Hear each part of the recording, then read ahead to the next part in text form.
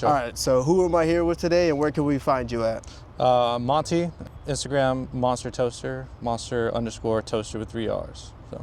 Nice, nice. And what's your current project car that you have and what made you choose this specific one? So my current car is a 2015 WRX STI. I always wanted an STI. Had, several Subarus up before I wanted to get this one, and this one just caught my eye one day when I had a hatch. Just wanted to trade in and upgrade, and this one just happened to be there. So that's how I got this thing. Nice. I like it. I like it. Is this car your daily driver, or do you only take it out for special events? I try to keep it as a weekend car. Typically if we're doing car shows, car meets, I like to take this one out. I daily 2011 WRX hatch. So, nice. So all about the Subarus. All about the Subarus. I like that. I'm mad at that. Is this your first project car, or have you had other ones in the past before? I've had a lot of project cars. So okay. I've had a total of 13 cars in my entire livelihood of driving. 7 of them have been Subarus.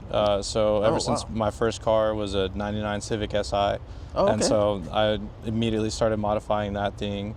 I joined the military, immediately got into Subarus. So I bought a 2002 Impreza Outback Bug-Eye, started modifying that, went on to get more Subarus, more cars, and just kept modifying. So it's not the first one, probably won't be the last one. So.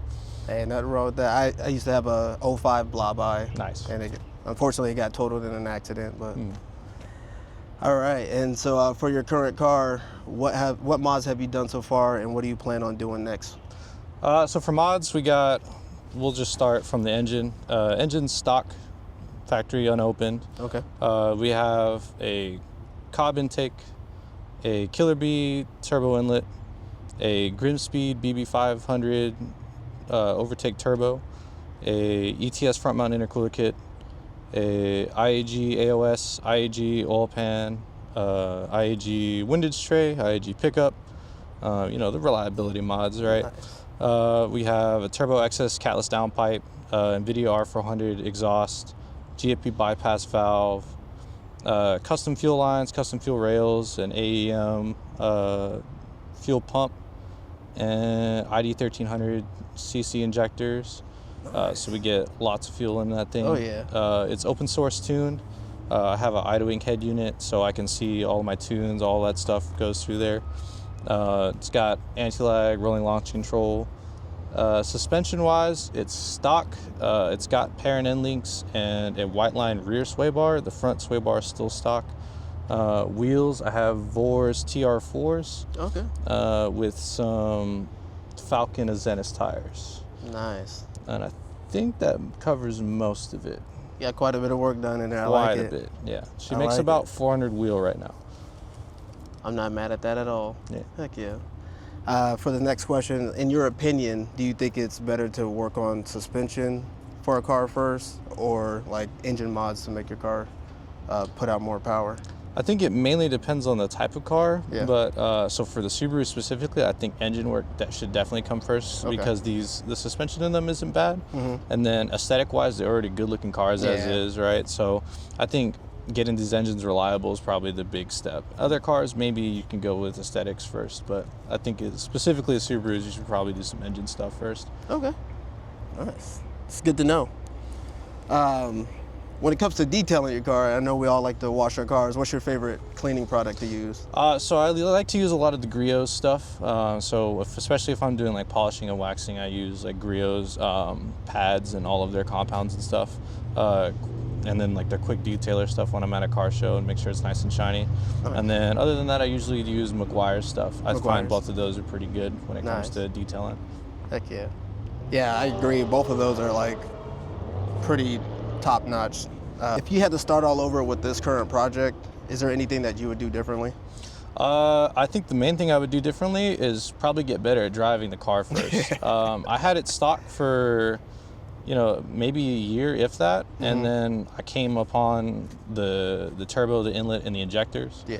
And so I just started collecting parts, and then I went from stock power to 400 wheel horsepower. And you know, when I took this thing to the track, I was so scared to like really ring it out. Yeah. And so I think if I had gotten really good at driving the car aggressively at stock power, it probably would have been better.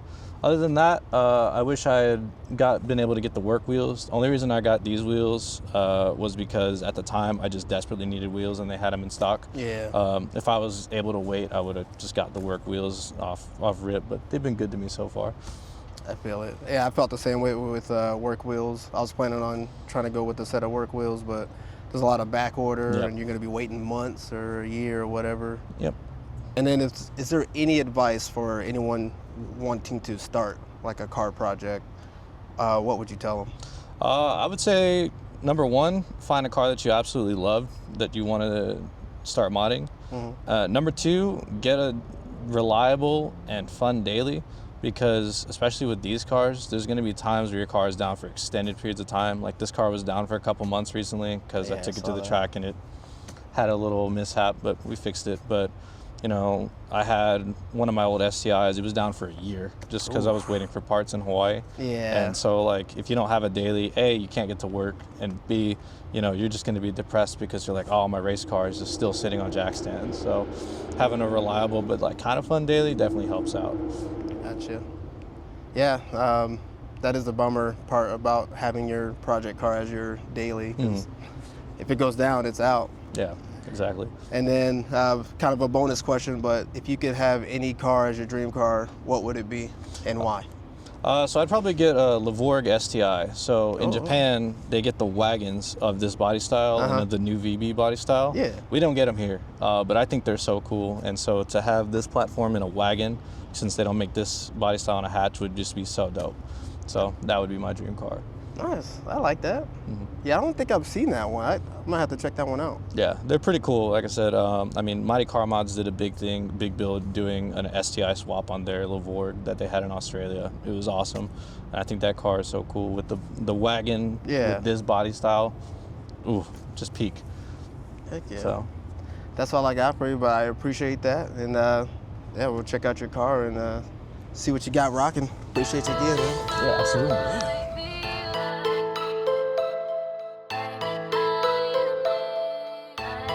Ayo Keenan.